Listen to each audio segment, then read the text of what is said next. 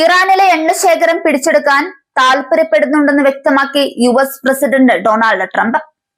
അമേരിക്കയ്ക്ക് രാജ്യത്തിന്റെ പ്രധാന എണ്ണ കയറ്റുമതി കേന്ദ്രമായ ഗാർഗ് ദ്വീപ് പിടിച്ചെടുക്കാൻ കഴിയുമെന്നാണ് അദ്ദേഹം പറയുന്നത്.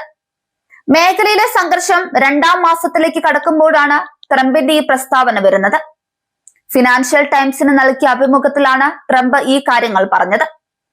അമേരിക്കയ്ക്ക് മുൻപിൽ നിരവധി മാർഗങ്ങളുണ്ടെന്നും ദ്വീപ് പിടിച്ചെടുക്കുകയോ പിടിച്ചെടുക്കാതിരിക്കുകയോ ചെയ്യാമെന്നും അദ്ദേഹം അറിയിച്ചു.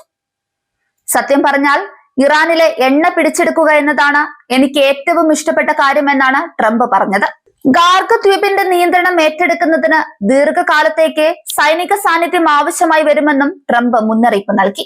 ചിലപ്പോൾ നമ്മൾ ഗാർഗ് ദ്വീപ് പിടിച്ചെടുത്തേക്കാം, ഒരുപക്ഷെ ഇല്ലായിരിക്കാം. ഞങ്ങൾക്ക് ഒരുപാട് വഴികളുണ്ടെന്നും ട്രംപ് പറയുന്നുണ്ട്. അതിനർത്ഥം കുറച്ചുകാലം അവിടെ തുടരേണ്ടി വരുമെന്നും അദ്ദേഹം പറഞ്ഞു. മാത്രമല്ല, ഗാർഗ് ദ്വീപിൽ ഇറാന് ദുർബലമായ പ്രതിരോധമാണുള്ളതെന്നും ട്രംപ് അവകാശപ്പെട്ടു. അവർക്ക് ഒരു പ്രതിരോധവും ഉണ്ടെന്ന് ഞാൻ കരുതുന്നില്ല. ഞങ്ങൾക്ക് അത് വളരെ എളുപ്പത്തിൽ പിടിച്ചെടുക്കാൻ കഴിയുമെന്നും ട്രംപ് ഉറപ്പിച്ചു പറയുന്നുണ്ട്. മിഡിൽ ഈസ്റ്റ് സംഘർഷത്തിൽ ഇതുവരെയും അയവ് വരാത്ത സാഹചര്യത്തിലാണ് ട്രംപിന്റെ നിർണായക അഭിപ്രായ പ്രകടനം. വെനസ്വേലയിലെ യുഎസ് സമീപനവുമായി അദ്ദേഹം ഈ നീക്കത്തെ താരതമ്യം ചെയ്തിട്ടുണ്ട്.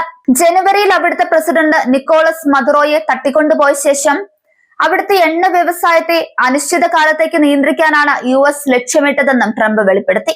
എന്നാൽ ഇറാനിലെ മിക്ക എണ്ണ കയറ്റുമതിയും നടക്കുന്ന ഗാർഗ് ദ്വീപ് പിടിച്ചെടുക്കുന്നത് സംഘർഷം രൂക്ഷമാക്കാനും ആഗോള ഊർജ്ജ വിപണിയെ കൂടുതൽ ഉലയ്ക്കാനും സാധ്യതയുണ്ടെന്നാണ് ഇപ്പോഴത്തെ സ്ഥിതിവിശേഷം. പ്രതിസന്ധി രൂക്ഷമായതോടെ ഒരു മാസത്തിനിടെ 50% വർധനവ് രേഖപ്പെടുത്തി ബ്രന്റ് ക്രൂഡ് തിങ്കളാഴ്ച ഏഷ്യൻ വ്യാപാരത്തിൽ ഒരു ബാരലിന് $116 മുകളിലെത്തി.